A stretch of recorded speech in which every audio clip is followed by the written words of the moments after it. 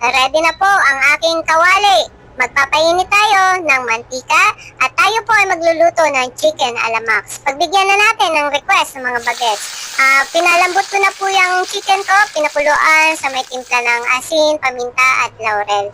Ayan po, ganyan kasimple at ganyan kabilis magprito ng chicken alamax. Dahil gulay is life kami ni Mister, syempre magpapaiwan ba sa aming hapagkainan ang gulay. Kaya ito, gumawa ako ng napakasimple at masustansyang insaladang okra.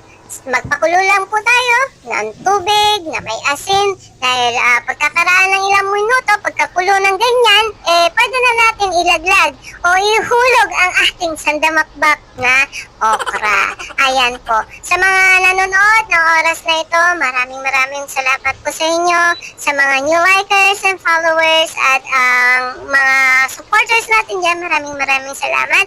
And kung mayroon kayong ulam ideas, pwede nyo rin pong i-share sa amin, pwede kayong mag-comment dyan para po sa susunod na mga araw mapagbigyan kayo.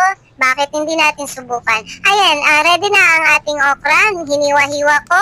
And dadagdagan na lang po natin ng sibuyas, ng kamatis, at syempre, meron tayong available na pipino. Dagdagan na rin natin ng pipino. Ayan. So, halo-haluin. And syempre, pampadagdag lasa, meron tayong nakaredy na isang lata ng tuna. Nasa sa inyo po kung ano pong gusto nyong gamitin na pampalasa. Pwedeng tuna, pwedeng San Marino, or kung anong available meron kayo dyan. Ayan po, ganyan lang po kasimple gumawa ng sinasabi kong insaladang okra. Subukan nyo. Tsak, magugustuhan nyo. Timplahan nyo lang po yan ng paminta, ng magic, at ng asin. So, ready na ang ating napakabilis at mura at masustansyang ulam. Maraming salamat po. Hanggang dito na lamang po. Salamat po ulit sa panonood. And mag-iingat po tayong lagi. Ang inyong Mama V, kapitbahay niyong kusinera. Papaalam po. Maraming salamat.